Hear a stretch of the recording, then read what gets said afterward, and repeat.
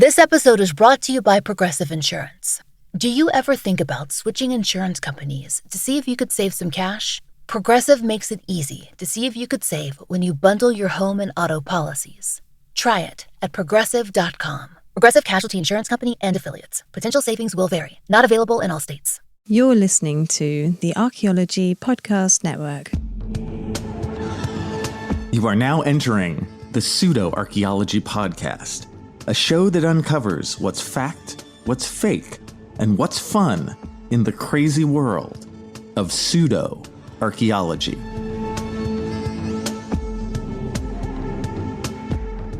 Hello and welcome to the Pseudo-Archaeology Podcast, episode 167.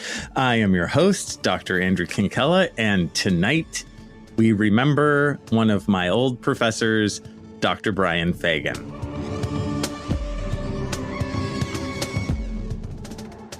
Okay, so why are we here today? Well, we are very non-pseudo-archaeological today because I got some bad news. I just heard recently that one of my old professors has passed away, Brian Fagan. He was 88 years old, and he was force wielded by the gods, my friends. This one has really affected me because I think we all have a handful of people who really inspired us when we were young, right? And Brian is up there, top tier for me, top 5 easy, probably with a couple fingers left over on your hand if you're counting. You know what I mean? Way up there. I think without him, there's a pretty good chance that you wouldn't be listening to me right now as host of the Pseudo-Archaeology Podcast, and I wouldn't have a doctor behind my name, and I wouldn't be an archaeologist at all, you know? Isn't that crazy? I know many of you are like, damn it, Brian Fagan, why'd you have to push this guy forward? But yeah, it's a really big deal for me. So why is it such a big deal? Well, before I jump in, I do want to say that I did this once before, right? Remembering a friend of mine who had died, you know, in a surprising fashion, who had taken his own life. I think that's podcast like 119 or something. And when I did that one, I was still really reeling from the knowledge of what had happened. And I kind of put that energy into that. And this is very different this time, you know, because this is somebody who was an older person and died at the natural time when we're supposed to, right? So I should be ready for this. But I've been thinking about it a lot, you know, because this is somebody who I always looked up to, you guys. And so why? I'm sure you're asking, like, why, Kinkella? Why do you look up to Brian Fagan? Well, here's the deal. When I went to college, this is going to be the fall of 1990, right? And I go to UC Santa Barbara, right? I grew up in the Bay Area, in the East Bay Area. And I drove down and I got to the dorms. And I remember I had 3 classes that first quarter. I had Intro to Archaeology, and I had a drama class, and I had oceanography. Oceanography was pretty cool too, but you would think that the drama class would be really dynamic with like this great professor who was like Mr. Drama, you know, and the cliche would be that the archaeology class would be taught by some old man with a long beard who was super boring. And guess what? It was exactly opposite.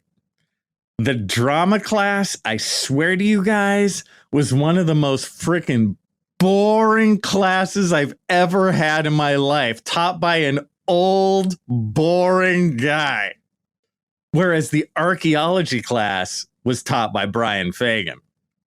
And Brian was just so good on stage, you guys. And actually, I was coming into UCSB thinking I was going to be a drama major, right? So instead of taking notes on how to command the stage from the drama guy, I'm taking notes on how to command the stage from the archaeology guy, right? And it was immediately obvious that Brian was just a dynamic stage presence. I mean, just impressive. So what got him to this stage? Well, Brian was a British guy. He had a British accent. In that way, cliche as an archaeologist in the best possible sense, though. He started at UCSB in like the late 60s, and he would talk about it like starting then, what was like then. And he taught at Santa Barbara until the early 2000s when he finally retired. So he did this game for like 35 years. Before that, he got his PhD at Cambridge and he worked in Africa, right? He was an Africanist. And in the late 50s and early 60s, you guys, he was the keeper of prehistory at the Livingstone Museum in Zambia, which was called Northern Rhodesia at the time. I mean, just that. The keeper of prehistory. I want to be a keeper of prehistory, right? At the Livingstone Museum. Yeah, that Livingstone. You know what I mean? It's just already you're on a romantic voyage. You know what I mean? So after that, he comes to UCSB. He teaches for 35 years and then he retires, but he doesn't really retire. He doesn't teach classes anymore, but he writes, you guys, so many books, right? That I'll get into later. But he wrote dozens of books throughout his life. His output was just impressive and prodigious. I don't know how he did it. I mean, I write stuff from time to time. It's on my mind all the time and I feel terrible. I'm like, man, I'm so behind on this book. But he just knocked them out. Good for him. Damn. So how do I cross paths with the Brian Fagan? Capital T, capital B, capital F. So I'm in there in class, and even in 1990, he's doing so many things that most college classes won't do for another 20 years. His class was basically a hybrid class. And what I mean by that is he came in, he only lectured once a week, where most classes the professor would lecture twice a week. But I got to give it to him. His lectures were shows, and he was the showman. You know what I mean? I mean, he could deliver just, talking about something in prehistory or Egypt or the Maya, whatever it is. And he would tell the story.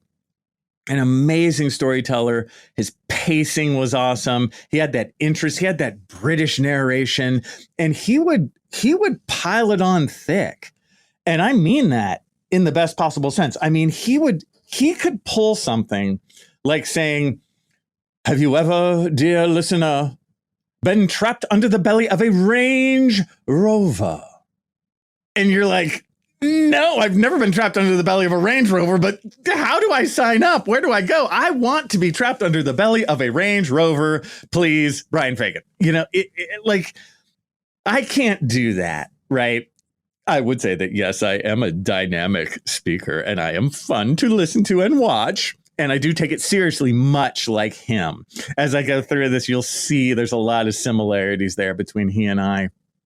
But I could never pull the gravitas that he had, right? That in the moment seriousness with the British accent, and you are going on this voyage. He could be funny too, though. At the same time, like he did angle towards gravity, like pound for pound, I'll be funnier than him. But so what, right? He's got that heaviness, but I remember he could pull out the funny stories from history. I remember him talking about one of the early Egyptologists, like 200 years ago, somebody from 1810, some early traveler to Egypt. And he talked about this guy traveling to Egypt and, finding Egyptian relics. And then he said, and he was also a noted pornographer. Which he was, right? Which is true. It's a true fact, but just to throw that in, right, as you're going through dynasties and names of pharaohs and this kind of stuff was great. I mean, he could talk about anything and it had that gravity. I remember him talking about the oceans. He also was a very accomplished sailor in all this. He had all the archaeology street cred, and then he did sailing too on the side. It was like a passion of his. I remember him talking about the Atlantic Ocean, and he would be like, well, for the Atlantic, in the Atlantic, you always know that there are humans somewhere. You may see a piece of trash, but the Pacific is vast. You may see no evidence of human beings for weeks. Oh, sign me up. You know what I mean? He was so good. So of course, after seeing Brian and taking his class, and we had teaching assistants and stuff, I got a B. Hey, more than good enough. It was a very difficult class. I'll say that much. It was a real like knock in the head in terms of like, hey, welcome to college. But at the end of that class, at the end of Intro to Archaeology, I was not all of a sudden like, oh my God, I want to be an archaeologist. It wasn't really like that. I was still in the drama world, but at the end of archaeology, I thought archaeology was really fascinating. And mainly, I thought, archaeology is great, but I definitely know that I want to be that guy. No matter where my life took me, I wanted it to end up like his, that travel ability, that ability to tell a story, these fascinating things. When you're the eyewitness to cool stuff like he saw, that man, oh, I wanted that. So I went onward, through college. I took another class with him at the very end, my 5th year in college. I took 5 years to get my BA, a class called Clash of Cultures, where this was much smaller. Intro to Archaeology was huge. There's like 200 people in there, And with Clash of Cultures, it was much smaller, and we would sort of talk in small groups. We did a lot of group work. I remember he was interested in some of my drama stuff because at that time I was doing the comedy show on Friday and Saturday nights in downtown Santa Barbara. And I forget, he asked me something about it, and I told him, oh, I do this comedy show. And I remember him saying, are you known? And I'm like, no, Brian, I'm not known. I'm just a guy with part of the team doing a comedy show. But I remember he thought that was cool. And he'd asked something else about like presentation or this kind of thing, how we do things. And I just sort of joked to him. I'm like, look, Brian, yes, I take presentation very seriously. Like, I can tell you why you're wearing those sunglasses right now. A lot of times he would come into class with his sunglasses still on, and that sets a tone, and that's a choice, right? And he thought that was cool. I think that I could, that I knew that the sunglasses were a conscious choice. I had to do a presentation on Tahiti. I remember in Clash of Cultures, because in that class we would talk about like when Europeans first came to various societies. We all got one. I had to do Tahiti. And I did it, and I went through it. And there's the famous Gauguin painting titled Nevermore, right? And I brought up the painting, but I didn't use it as part of the presentation, really. And I remember at the end, he was like, I thought you would end with Nevermore. And I said, man, I didn't, because I thought it was too cliche. And he just sort of looked at me and sort of shook his head a little bit. I think he was right. I think I should have ended with Nevermore. Looking back, he's right a lot on that. He also, at the end of that class, he invited us all to his house where we had to turn a boat of his around in his backyard. He had basically, I think he made it. He made a boat, or he did major repairs to it or something. It was like think of like a large kind of, you know how you have like aluminum, like fishing boats. It was bigger than that, but the whole class came and like turned the boat around. I think we put it on a trailer. I remember him shouting, Andrew, mind your fingers, right? Because my fingers were like crammed in there, and I made sure, and he and his wife bought us pizza. It was just so cool. So I graduated in that following year. I took a long 4-month season in the spring and summer to Belize. That was my longest season, to the site of El Pilar. And Brian came down just to visit it. It had nothing to do with me, right? But Annabelle Ford, who ran that project, was from UCSB, and Brian came to visit. And I remember asking him, oh, Brian, I'd love to take you out for a drink. Would you like a rum and Coke? And he said he just couldn't. And I understood. I think I had him take a letter back to one of my girlfriends from me or something like that. In those days, it was hard. You had to do that, right? This is much before email or anything like that. And then, I do have to say, you guys, I was not Brian Fagan's close personal friend, right? I wasn't even like a star student or a very memorable person. I was just kind of around, and I was always just in awe of him. And I was always very self-conscious talking to him through my life, right? I was always, because I think we all have people like that who we just want them to like us, or just want them to note us positively, and we just want it like so bad because we have such like mad respect for them. We think they're just so cool.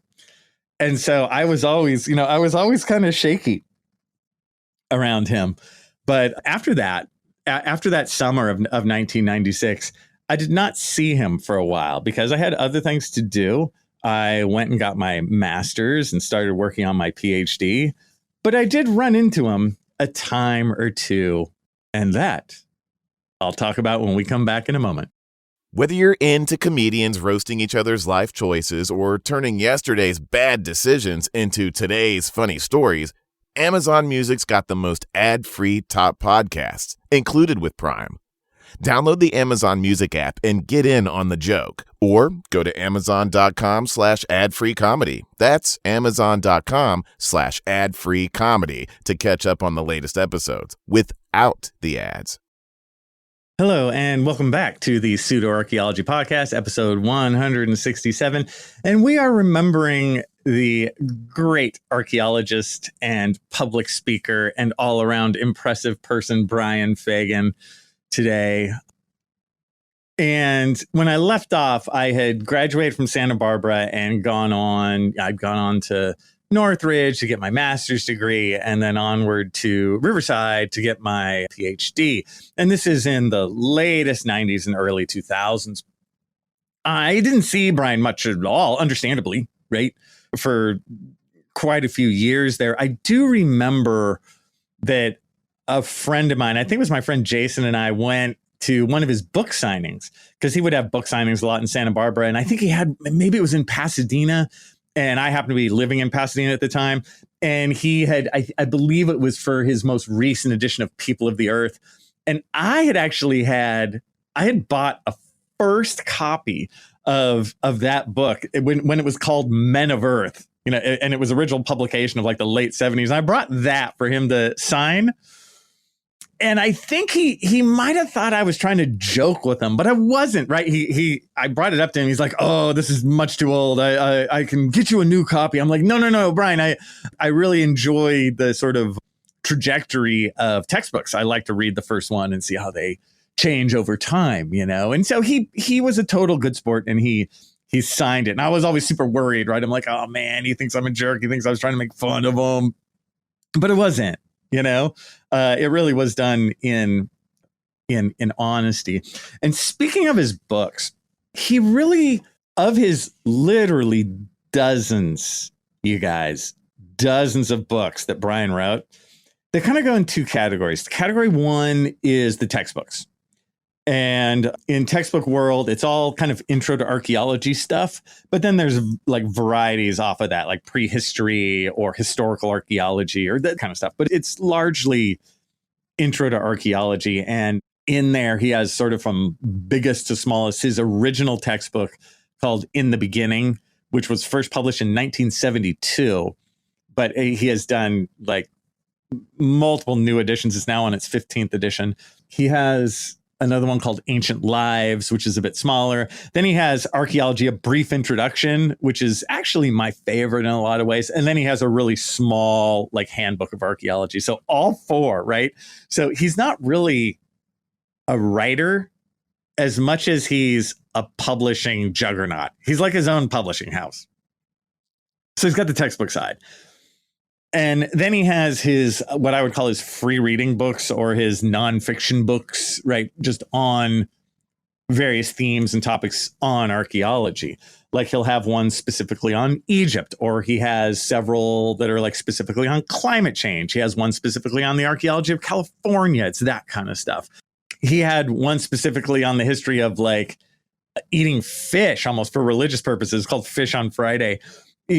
So he follows his passions in archaeology as a writer, which is like, so important. For me, my favorite ones are, I'll do the textbook first and then the sort of the free reading book. I like Archaeology, A Brief Introduction, because it's small. It's a small intro book, and it's the one we used in that fall of 1990. I remember it was the 3rd edition. I still have it, you guys, laying around. And it was something that I really looked towards as a model when I wrote my own textbook. When I wrote Archaeology is Awesome, it was really in the same vein of Archaeology is a Brief Introduction. If you put them side to side, they're very different, because Brian and I are very different people and we present very differently, but the idea underneath is the same. So I remember that one fondly. And then also in the beginning, as Brian got older with his textbook, he started to bring on co-authors. And that started to happen, probably the better part of 20 years ago at this point. And I was always of two minds on that. His co-authors were always super great writers and super like professional, and they were like the best of the best because he could get them, and he did. But I do miss, it's always a choice. And for me, in Brian's writing, he's at his best when he's solo, right? Because then you get his voice. You get the Brian Fagan voice. You get the storytelling. You get the tempo. He is so good at like tempo and tone. Oh, a masterclass in that, you guys. In the beginning, his original textbook, I remember I used the 10th edition, which I think is the last one he wrote solo, for the very first class I ever taught as a professor, right? It's so funny. It almost chokes me up. I'm like, man. And I remember just still being inspired. Now, the first time I was sort of my own professor was I was teaching part-time, maybe 2002, 2003 in there. And it was before I got my full-time job. And so still, even then, he was influencing me, and just, I remember reading through in the beginning and still enjoying his first-person stories of like, he was in King Tut's tomb at one point when the lights went out, and he talks about that so evocative. What's it like to have the lights go out in King Tut's tomb when you're in it, right? I mean, come on. So cool. Those two books are my favorites of his textbooks. Of his free reading books, I really have 3. His original, Rape of the Nile, which goes over like the early tomb raiders and tomb hunters, is kind of the Giovanni Belzoni story. That one is classic and it's great. I highly recommend Rape of the Nile. Secondarily, again, Rape of the Nile was written in the, like mid 70s. And then he redid it in like 2004, but not very much. He just polished it up a little.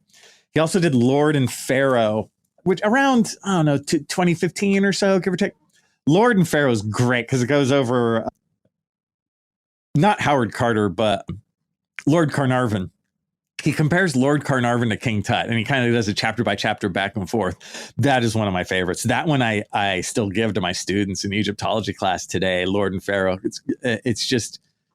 It's Brian flying solo, doing his thing. And then finally, I really like his book on California. It's called Before California, doing the archaeology of California. And if you read the preface of that book, he talks about how it was the hardest book he ever wrote.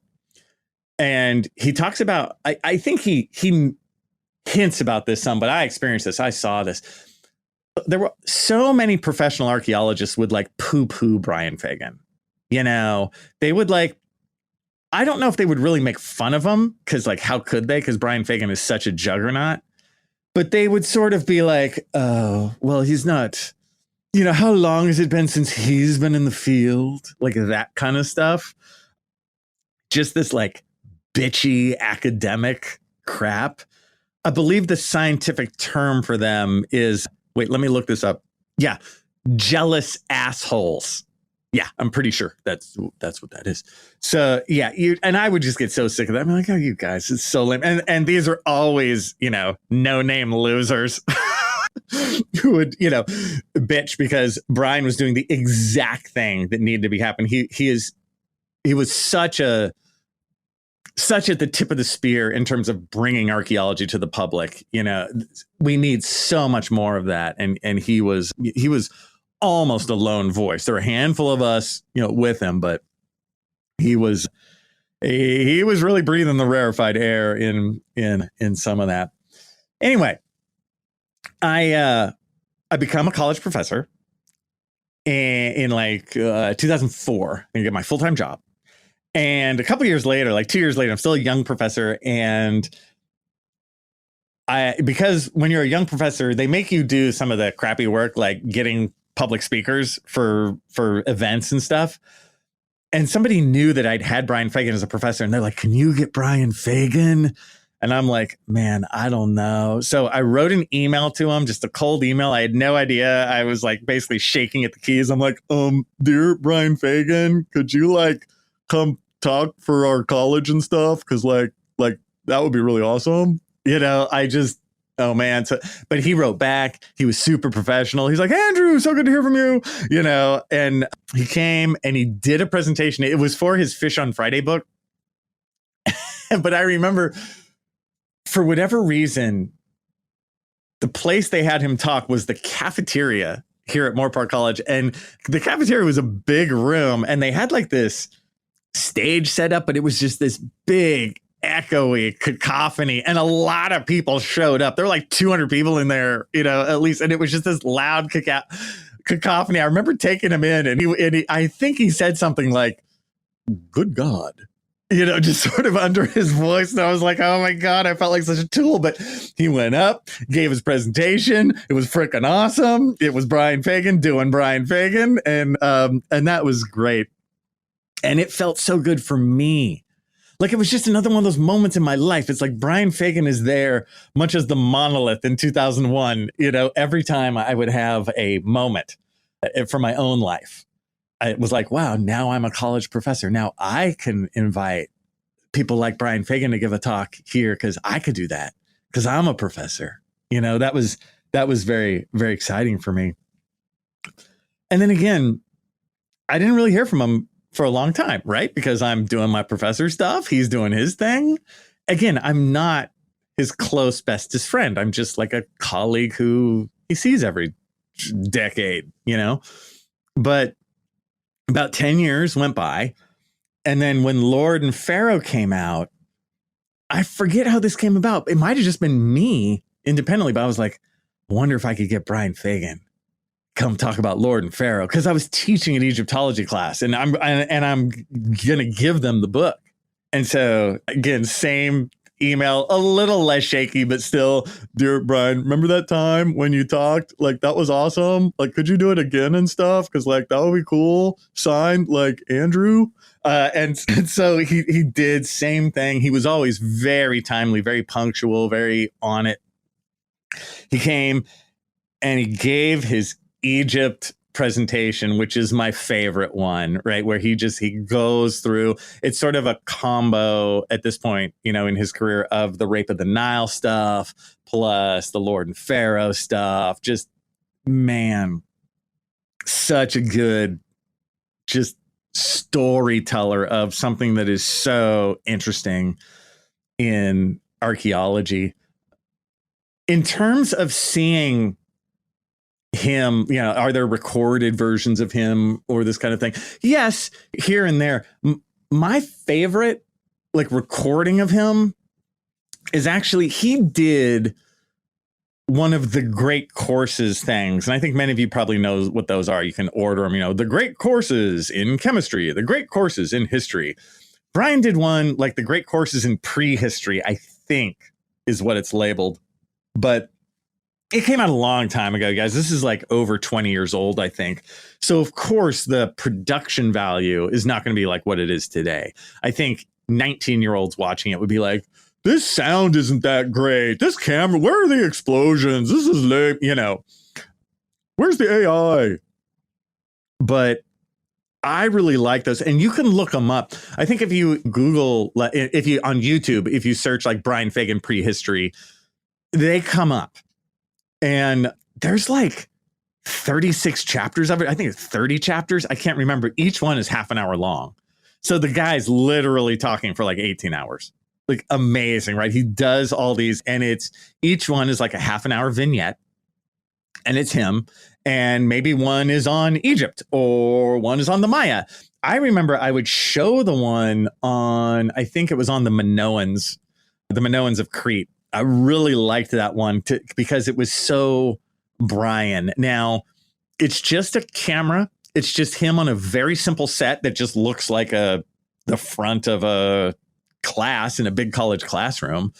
And he walks around a little bit, but just basically talks. And if you guys watch it, watch how often he says things like, oh, never.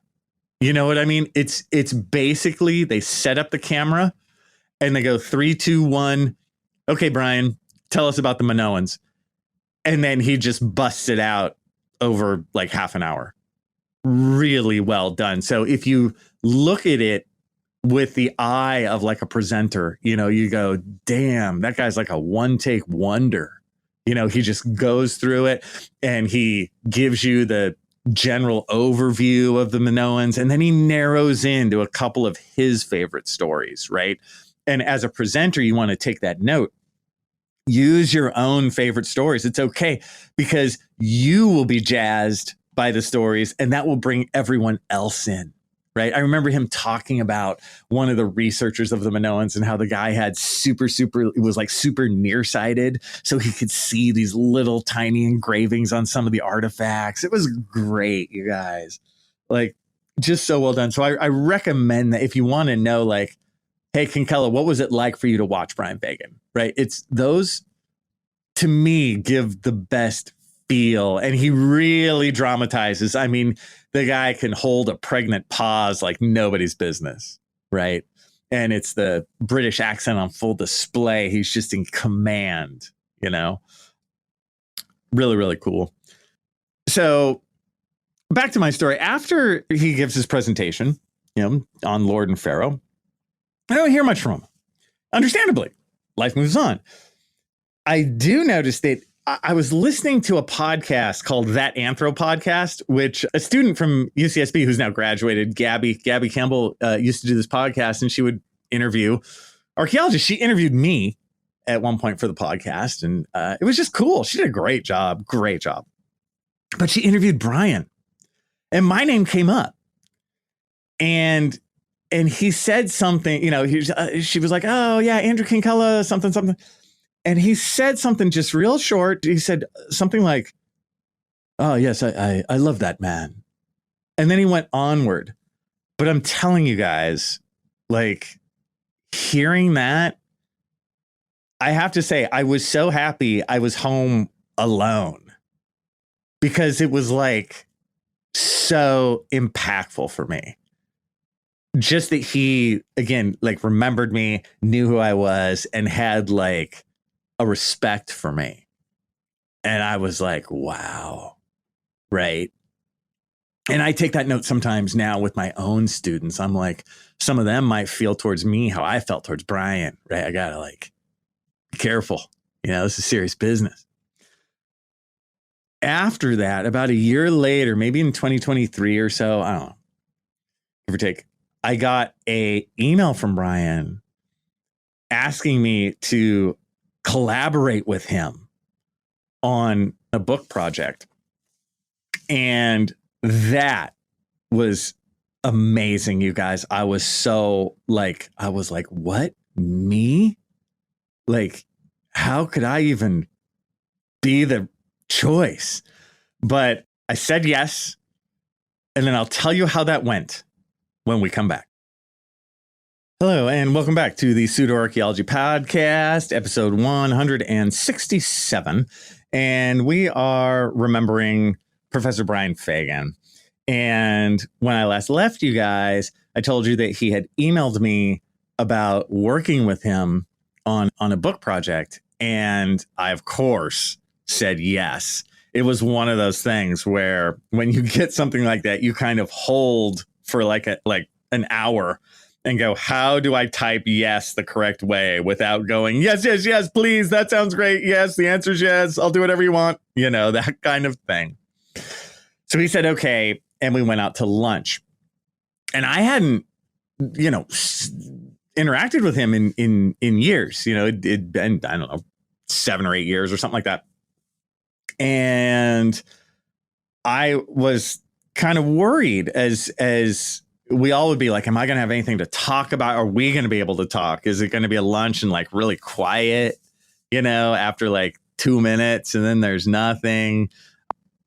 But I am happy to report it was a blast. We really had a nice lunch. I want to say we were sitting around for like 2.5 or 3 hours or something. It was a long time, right? And we just talked and shot the shit. And it's always tough for me because no matter what, Brian always had that like vibe of there's like a serious aspect to him, that British seriousness. You know, where I'm like, hey, how's it going? What's up? Have you heard a joke? Here you go. You know, and he's sort of like, Andrew, you know, much more like solid in that way. So I'm always like, am I going too far? But it was just really cool. And we just talked and talked. We talked about whatever. We talked a little about the project. We were just sort of sharing life stuff about kids and all that kind of, you know, all that kind of good stuff. And most of the way through it, I remember there was one thing I always wanted him to write that he never had. And although we weren't drinking, but it feels like in my mind's eye that we were both a little tipsy, even though we weren't, right? Because I finally got up enough gumption to ask. I was really forceful on this one thing. I was like, Brian, the one thing that I've always really wanted to hear from you was about your own early days. I think you should write a memoir of like those days in Africa. I mean, you know, keeper of prehistory in the Livingston Museum. We all want to know what that's like. Come on, man. Right. And he was reticent. He was like, I remember him saying, Andrew, I don't kiss and tell. But I really hammered him. I remember because I thought it was my only chance. I'm like, come on, man. Like it will be great. You're not kissing and telling. You're just telling us these early days. And so few people have experience like that. I have no idea what that is. You know, just go for it.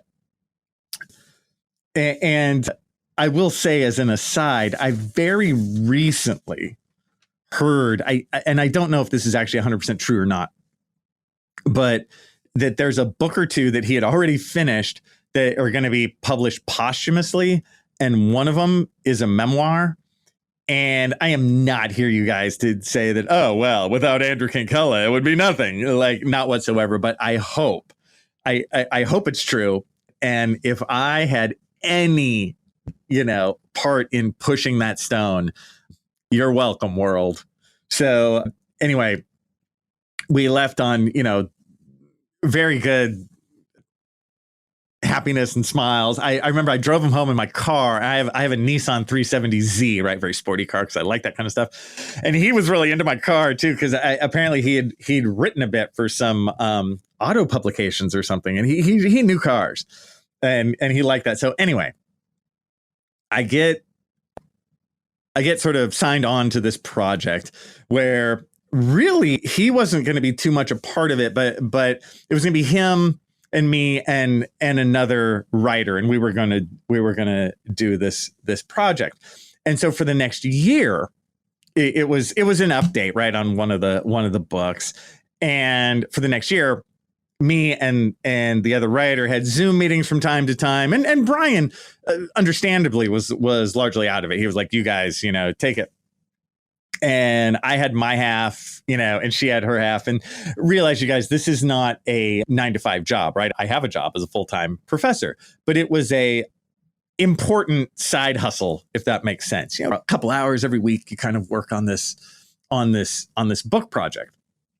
And we'd have Zoom meetings and we'd talk and everything seemed just fine.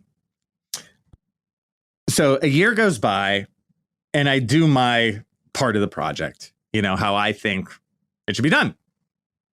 Like, this seems right to me. Because, they thought they wanted a voice like mine. Makes sense. Like mid-career archaeologist, teaches a lot of archaeology classes, kind of thumb on the pulse of, how to sell archaeology to the modern public.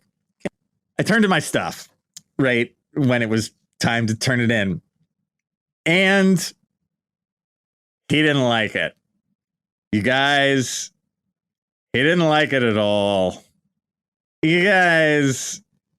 Have you ever had the feeling of you're flying in an airplane and everything's fine, and then all of a sudden there's a huge, huge mountain in front of the airplane, and you know that the airplane that you're in is going to crash into that mountain, and you are going to feel all of the steel and metal rip through your body, and you're going to feel all that pain of impact. But it's going to happen in like 2 weeks. And you could try to turn that airplane, but it doesn't matter. There is nothing you can do. The plane will crash into that mountain in 2 weeks with you in it. That's how it felt for me when I learned that they didn't like what I had done. And this was a year, right, of work. Again, not a year. Don't think of it as a year of me smoking cigarettes and pacing in front of a typewriter, right? It was, a weekend here and here, and a couple days here, right? And then a Zoom meeting and that kind of thing. But I remember, and when you have an experience like this, when you know that in 2 weeks, you're going to crash into that mountain and there's nothing you can do, right? Nothing. The work you've done over the past year. It's like, oh, that was wrong. I remember putting my head down, you guys. I was at home alone again. Thank God. I was on the kitchen table. I put my head down on my left ear, and I sat there quietly, and a single tear came out of my right eye, cruised across the bridge of my nose, down into my left eye, and then plopped on the table. Right? Just that total destitute, like, oh my God, I've let my hero down. I am the biggest freaking loser on the planet. Right? That's how I felt. Then, of course, you're still going to try and steer the airplane. I think I emailed him back. I'm like, give me 72 hours. And thankfully it was right over spring break. And I spent 72 hours, you guys. I was up like dawn till dusk. I was writing because I knew then kind of what they wanted. I knew kind of what I'd done wrong and, what that they wanted, this completely different sort of thing. And I just wanted to show them. It was like, I just wanted to show them that I could fly the airplane. And of course, they're like, yeah, that's great and all, but the airplane's already going to crash into this mountain. But okay, you can show us, you can fly it if you want. But I'm like, I'm just going to do this. So I wrote some stuff, and I think it was decent. I think it was at least in the wheelhouse of what they wanted. But that was it. Yeah, 2 weeks later, I got the official email from Brian that I was, terminated from the project. And man, you guys, I felt really bad. It's really hard to take that kind of stuff, when you don't measure up to someone who you've held in such high regard. It's been a while now, and I've been able to kind of look back on it a bit, because it's like, why did it fail? Because it seems like, shouldn't there be a new golden era of Fagan and Kinkella to take over public archaeology for the masses? And the answer is no. And the answer is it would have never worked. And why is that? It's because Brian Fagan and I are two strong personalities, period. Right? That's what it is. And I think that we both blinded ourselves, right? When we met each other and when we talked, we're like, this is going to be great. And I think in both of our minds, we're like, he's going to do the perfect thing for me and it's going to be great, right? We both thought that. I think we both thought that the other would sort of bend to a certain way of doing things. And it was like, nope, it didn't work. And it just sort of, it comes back to style, right? Brian has a very specific style. He can be that deep gravity British accent, person, and the pregnant pause and that kind of thing. And I have another very specific style too. Lighthearted, thinking on the top of my feet, joke, taking on a fun adventure. It's going to be fun. There's a smile on my face all the time. So the mix, it just didn't work. And I think another follow-up question would be like, well, why couldn't you catch it earlier? This I blame not on Brian actually at all, on the British in general. Oh, yes. I blame the British. And you're like, why? Why do you blame the British, King Kella? Because there were other people, publishers and this kind of thing, who were British. And when they would tell me something, British people have a way of saying stuff where they don't say it really overtly. They just sort of hint. And in British world, if they hint, if they say something like, well, it could be a good idea to do it like this, what that means is you need to do it like this. But as an American, I'm like, well, I choose to not do it that way. I see you told me I could do it that way, but I'm not going to. I'm going to do it this way, right? And I never understood because I was actually very honest. I was like, look, I'm going to do it like this, right? And of course, on the British side, they're like, well, may you consider doing it like that, And I'm like, I did consider, and I'm not going to, And so I blame the British, but it was sad. It was sad that was the last of my interaction with him. But ultimately, that's okay. What will I take from Brian Fagan? I will, of course, take his stage presence, his ability at storytelling. Good God, he was so good at it. The larger than life persona and how he dealt with that, how he would be the Brian Fagan, capital T, capital B, capital F. And he kind of knew when he was supposed to be the Brian Fagan, and he knew when he could just chill and be Brian. The way he would tell jokes, he would kind of have humor in the cracks. He spaced it out, but he could be very funny, very dry. He could toy with the audience. He put out a feeling of absolute command and calm coolness. Who knows? He may have been freaking out on the inside, but he sure didn't look like it, right? Calm and cool. But I think mostly what I'll take from Brian is just that he was a beacon for me, from when I was an 18-year-old freshman at UCSB, a beacon of like, oh my God, a human being could do that? You could be trapped under the belly of a Range Rover? Like, you could go to Africa? I think hearing his experiences gave me the spine to knock on the door of Annabelle Fords, who was the Mayanist at UCSB, and then ultimately go on and work a career in the Maya world, go into the field and have those experiences that I now tell my own students, right? He was that like light in East Egg. You know what I mean? Little Great Gatsby reference there. He was that glow that I could reach out for, right? That amazing possibility, that what if maybe someday I could be like that. And isn't it so crazy, you guys, that I have totally made it and I kind of didn't at the exact same time? And I think that's why the world keeps going around. Like, it's like I'm smiling right now. It's like I'm sad, but I'm smiling right now. It's really deep for me. But ultimately, I would just say thank you, Brian Fagan.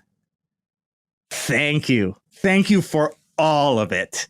Thank you for all of it, my friend. And there will never be another one like you. Nevermore. Thanks for listening to the Pseudo Archaeology Podcast. Please like and subscribe wherever you like and subscribe.